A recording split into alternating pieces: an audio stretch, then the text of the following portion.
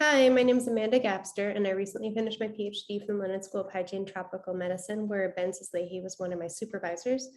I work at the Instituto Conmemorativo Gorgas in Panama, and I'm going to be presenting part of my research work for my thesis. So I'll be presenting on gender norms among adolescents in two communities in Panama.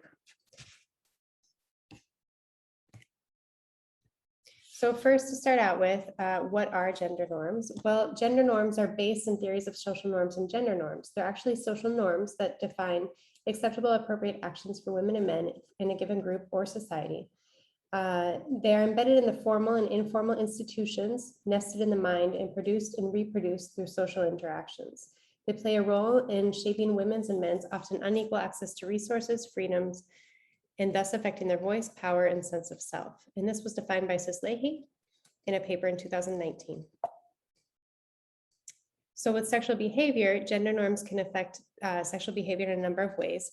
One of those ways is defining or what is appropriate as the appropriate age of sexual debut, condom use, and the meaning people give sexual activity, reproduction, and abstinence as well. With hegemonic norms, there's much research that has been done, but it's mostly been done in high-income situations or countries. And these are, with sexual activity, these are defined as men being sexually assertive and women practicing sexual passiveness. What about non-hegemonic norms? Well, there's been some work done around the world. And for example, Devries and Free in 2010 worked with North American First Nation populations, and they found that the young adults in this population presented both as hegemonic and not so hegemonic norms. For example, males or men tended to practice sexual aggressiveness and females sexual passivity, but at the same time, young women were active participants in sexual negotiations such as condom use, and young men may be the object of coerced sex, and they weren't always interested in sex. So to give you a little bit of background about the Comarca Ngäbe-Buglé, it's an indigenous region in Western Panama. If we look here, there's Costa Rica and Colombia down here, and Panama is right in the middle.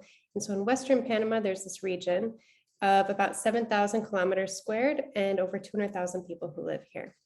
So there's very few hospitals and pharmacies within the Comarca Ngäbe-Buglé. And there are some health centers. There's 14 health centers scattered throughout. However, it's not quite enough for everybody.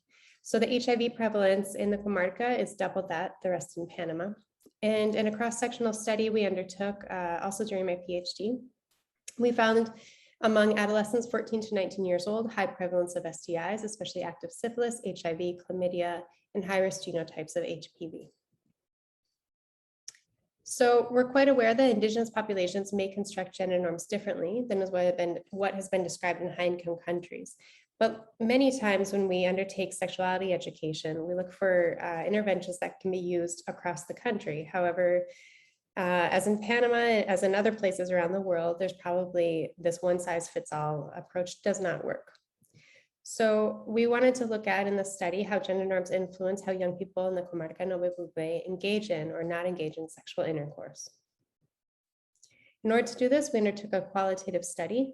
I used participant observation for 1 month, and then I moved to the last part of the month, semi-structured interviews. So we used, within the interviews, we used vignettes, and we used these characters. This is Juanita and Mario, who acted out, I'm sorry, this is Juanita and this one's Mario, who acted out a number of different situations. And the adolescents and I could interact, and we could do the interviews that way. So we looked at women's voice and the decision to engage in sexual intercourse, and we played this on a spectrum from absent voice to total voice.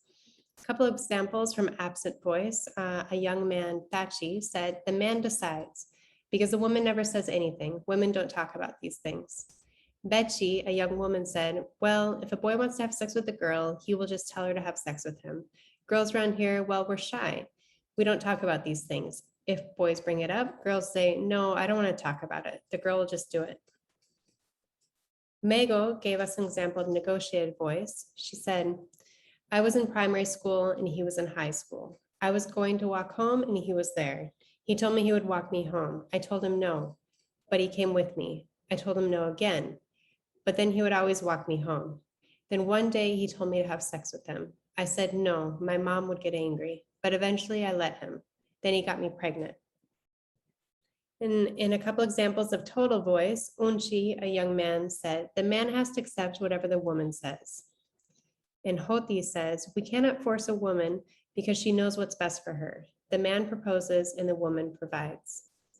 Melikan and Comenchi similarly stated that this total voice is really dependent on the woman's life stage. For example, before a young woman or a woman becomes pregnant, she can decide if she wants to have sex with a man or not.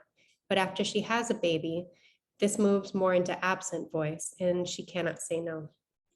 In conclusion, young women seem to have a spectrum of voice and therefore agency in the decision to occasion sex. And there doesn't seem to be strict hegemonic masculinity, passive femininity, and sexual decision-making in the Comarca Ngäbe-Buglé, at least among young people. Thank you. I look forward to hearing from you.